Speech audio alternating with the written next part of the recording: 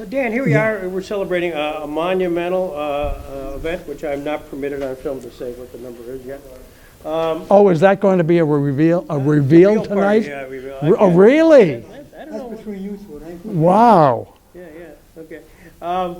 So, Dan, you've with sports writing. Yeah, listen. I started covering Don in the late '60s when he came into Cleveland and started promoting fights in our 10,000-seat Cleveland arena, and he brightened up my life. He came in. I forget what was the first show he put on, 1968 maybe, but anyway. And so then he was with us promoting full time in Cleveland for, I don't know, 5-6 years or so, and I loved every minute I spent with him. So how did Don work you? Don's a master of working the press. So how did he get to meet you, and how did he? Open what bar. was his style? What was open bar? Open bar. I like that. Well, I was the boxing writer for among other things at that time, the boxing writer for the Cleveland Plain Dealer, and I've discovered the boxing writer has the most fun, I think. I later traveled with the Indians. That was hard work, 200 nights in hotel rooms, losing teams. Traveled with the Browns in their good years and bad years, and now I'm out of the newspaper business, and I do sports on the local Fox station in Cleveland. Mm-hmm. But anyway, my career is winding down. But Don remains one of the bright spots of my life, one of the things that I enjoyed covering more than anything. We traveled around later on to Ali's boxing camps and getting ready for the Ali Frazier fights and all that. And Don became, you cover people and they become their sources or their people you write about. Don became a friend. Yes. Well, part of that connection, Don's storyline, is Don King in Cleveland. He started Don King. Yeah. He taught him how to do it. Yeah. Too well. Were you there at that Oh, time? yes. Oh, yes. What do you I was there remember for all about some of of that time period with Don King? Don King was just starting. That's right. Yeah. He had been out of prison not very long, and he decided to enter the boxing business. And anyway, I don't know if he turned to Don or who got them together, but Don taught him the ropes. Mm-hmm. And as I say, he did it too well, because now I don't know what kind of shape Don King is in now. Yeah, sure. But I'm going to guess that our Don Elbaum is in much better shape than Don King. So give me that seminal moment. They're going to call you tonight, and they're going to open mic. And this is news to me. Oh, I don't know that. I'm just making that up. But if they did, and they said, Dan, come on forward. You covered Don Elbaum in the early days of Cleveland. Mm-hmm. Give us a good story or two about Don Elbaum. What would you say? I'm helping you prepare here. Well, see, I wrote a long chapter on Don in my first book. And, things like his car getting blown up, things like that. That was typical life with Cleveland in the the early 70s. Yep. Was the car bomb capital of the world. Of the world. We had about a dozen car bombs in 1 year. The gangsters were blowing each other up. And how Don got blown up,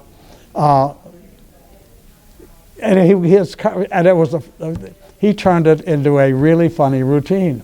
His car got blown up in the middle of the night. I think he said Danny Green blew it up, but Danny Green was supposed to blow up Don.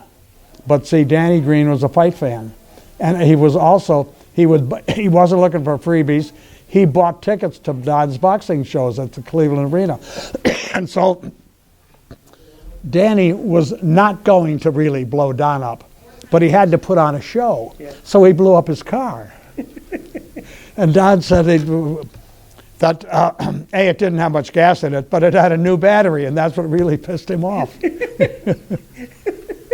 And I remember the police chief of Warrensville Heights, who was blown up in the middle of the night in the parking lot of the hotel where Don was staying at the time.